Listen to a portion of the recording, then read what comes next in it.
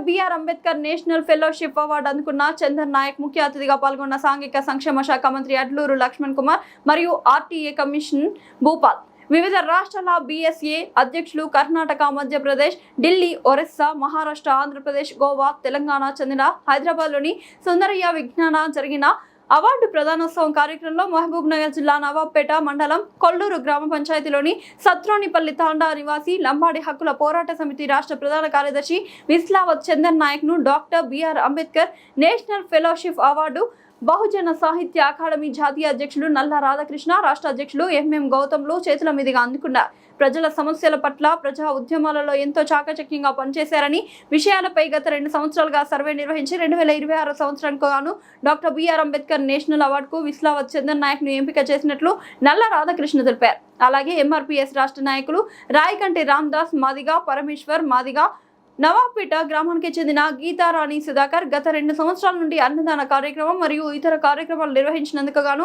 ఉత్తమ సేవా అవార్డు అందుకున్నారు. జూలై 26న హైదరాబాద్లోని సుందరయ్య విజ్ఞాన కేంద్రంలో అవార్డులు అందుకున్న వారిలో మహబూబ్ నగర్ జిల్లా నుండి 4 ఎంపిక చేయడం మనకెంతో గర్వకారణం. రాయకంటి రామ్దాస్ మాదిగా, పరమేశ్వర్ మాదిగా, ఉత్తమ సేవకురాలు గీతారాణి, నవాబ్పేట విస్లావత్ చందన్ నాయక్, లంబాడి హక్కుల పోరాట సమితి రాష్ట్ర నాయకులు doctor Babasaheb Ambedkar national award నన్ను ఎంపిక చేయడంతో ఎంతో ఆనందంగా ఉందని తెలిపారు. ఈ అవార్డు ద్వారా నాకు బాధ్యతలు ఇంకా పెరిగాయని వారు తెలిపారు. మీరు ఎల్లకాలము నిండు ఆయుర్వేదంగానే మా యొక్క సదస్సుకు రావాలని కోరుకుంటూ, ఇంకా మీకు దేవుడు ఆయుర్వేదం కల్పించాలని కోరుకుంటున్నామమ్మా. మరి ఇంకా ఏం కాలేడా ఏం లడుకుని వెళ్ళిపోతే ఫోటో తీస్తున్నారు. చంద్ర నాయక్ గారు, డాక్టర్ బిఆర్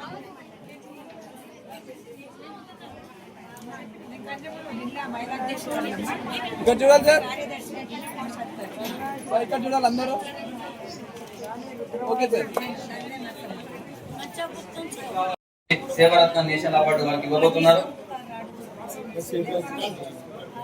మరి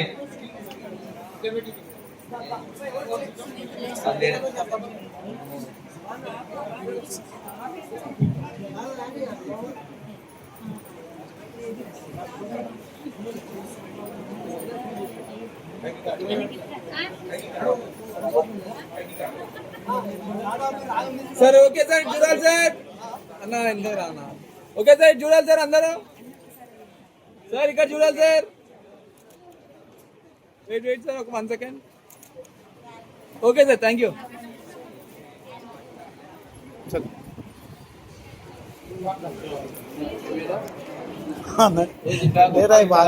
ఉప్పరి కళావతి మస్తు చార్జింగ్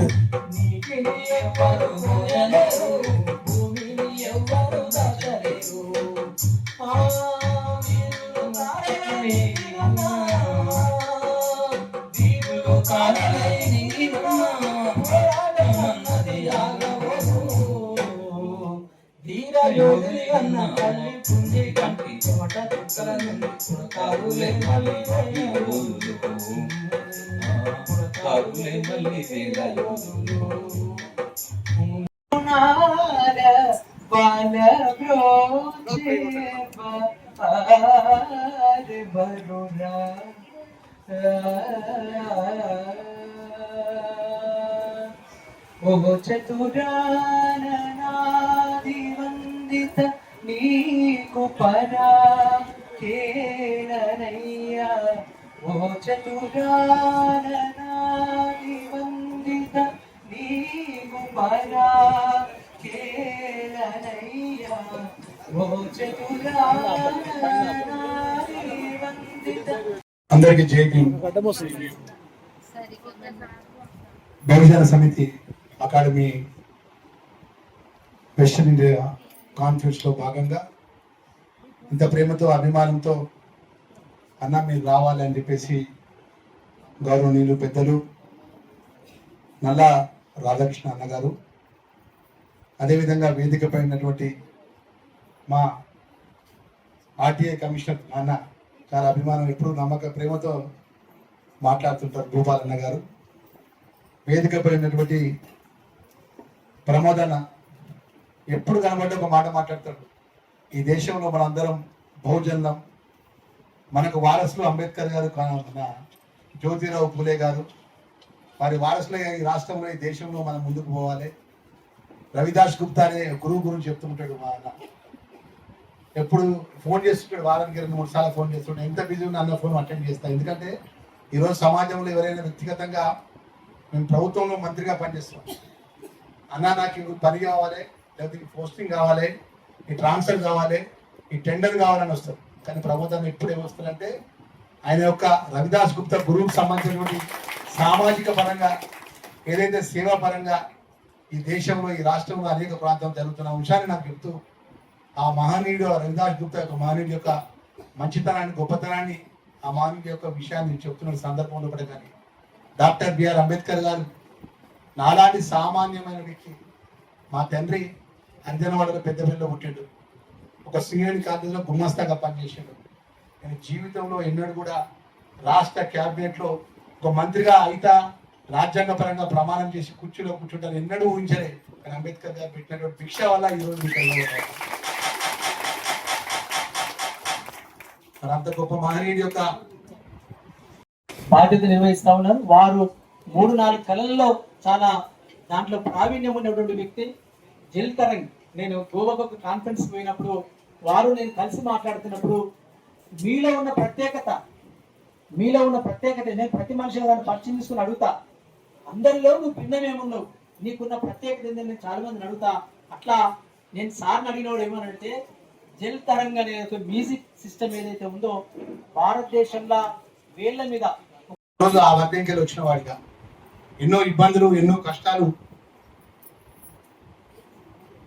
దగ్గర నుంచి చూసిన వాడిగా, అనుభవించిన వాడిగా ఈరోజు బహుజన సాహితీ అకాడమీ సంబంధించినటువంటి వివిధ రాష్ట్రాలకి వచ్చినటువంటి అధ్యక్షుడు అమ్మగారు చెప్తున్నారు. అమ్మగారి నుంచి కర్ణాటక, అమ్మ కర్ణాటక తెలుగు వస్తుందంటే ఇప్పుడే చెప్తున్నారు.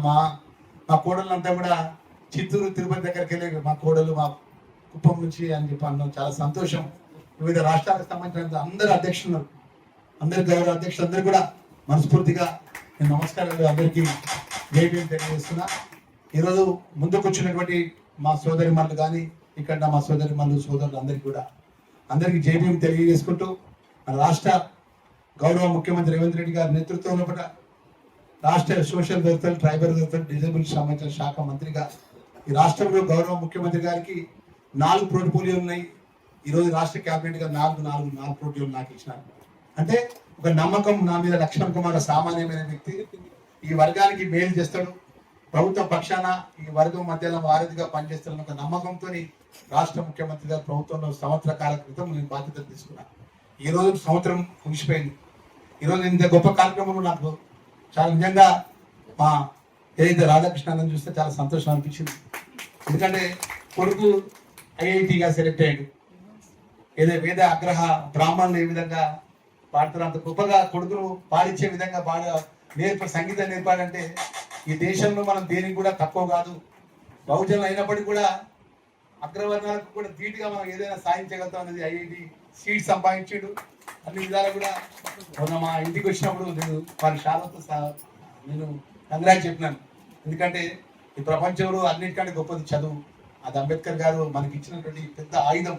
ఆ చదువులో మన రాధాకృష్ణ ఇంత దేశం లోపల ఈరోజు సాహిత్య పరంగా, అకాడమీ పరంగా కాళేశ్వరం గారు కారులో నుంచి చూసి కారు ఆపి అబ్బాయిని పిలుచుకొని తన పక్కన సీట్లో కూర్చోబెట్టుకొని ఇంకో గురువు పోయినప్పుడు, మనిషి బతుకున్నప్పుడు ఒక వివేకానందుని, ఒక గాంధీని, ఒక అంబేద్కర్ను, ఒక పూలేను కలిసి చేకాడి తీసుకుంటే ఎంత సంతృప్తి ఉంటుందో అబ్బాయి జీవితంలో అంత సంతృప్తి ఉండదు. అట్లా ఆయనకు అంబేద్కర్ అవార్డు ఇచ్చినప్పుడు వాళ్ళ అమ్మ ఏడ్చుకుంటూ చెప్పింది, ఏ కాంగ్రెస్ లోనో తెలుగుదేశంలోనో పనిచేస్తే ఏ గొర్రెో ఆటో వస్తుంది అనుకున్నా, కానీ వాళ్ళ నా కొడుకు అవార్డు అభినందన సభకు ఇంతమంది వచ్చారంటే నేను గర్వపడుతుందని చెప్పిన సందర్భం. అమ్మా ముద్దు పెట్టాను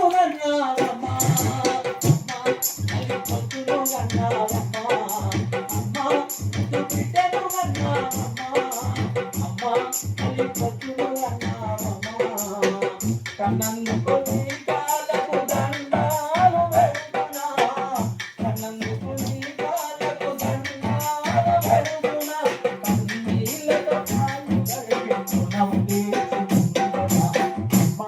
ముద్దు బిడ్డను అన్నావమ్మా ముద్దును అన్నావమ్మా ముద్దు బిడ్డను అన్నావమ్మా అమ్మా తల్లి ముద్దును అన్నావమ్మా పుట్టినో పులగాగా పేదోళ్ళకే అంకితమా పుట్టినో పులగాగా పేదోళ్ళకే అంకితమా ఉదయించిన సూర్యునిలా నేల మీదడుగు వడితే పుడలి పులకరించింద ప్రకృతే పరవశించి కోరు నూరి పోసింద అమ్మా ముద్దు బిడ్డను అన్నావమ్మా అమ్మా ముద్దు బిడ్డను అన్నావమ్మా అమ్మా ముద్దు బిడ్డను అన్నావమ్మా అమ్మా తల్లి ముద్దును అన్నావమ్మా అడవిలో ఆకులన్నీ అలుముకొని ముద్దాడి అడవిలో ఆకులన్నీ అలుముకొని ముద్దాడి మోవిగు పూలవల్ల చిలకాలు దిక్కుకొని ఎల్లని మండముల ఆ కళ్ళను తెరుచుకొని ఎదురు తిరిగి పోరాడే ధైర్యాన్ని నువ్వు పోతే అమ్మా మా ముద్దు బిడ్డను అన్నావమ్మా అమ్మా తల్లి ముద్దును అన్నావమ్మా అమ్మా ముద్దు బిడ్డను అన్నావమ్మా అమ్మా తల్లి ముద్దును అన్నావమ్మా అన్యాయం ఉన్న చోట ఆయుధమై లేవాలి అన్యాయం ఉన్న చోట ఆయుధమై లేవాలి అనగారిన వర్గాలకు అండగా ఉండాలని మా రోజు వీరునిలా తెలుగంత పోరాడాలని మా రోజు వీరునిలా తెలుగంత పోరా మరి మాట్లాడుతున్నప్పుడు తప్పకుండా నేను 30 ఏళ్ళ ఉద్యమ జీవితంలో ఒక 10 సంవత్సరాలు మావోయిస్ట్ పార్టీ, 10 సంవత్సరాలు కాంశీరామ్ గారితో, ఒక 5 ఏళ్ళు తెలంగాణ ఉద్యమం, ఇప్పుడు 9 ఏళ్ళు బహుజన సాహిత్య అకాడమీ ఉద్యమం.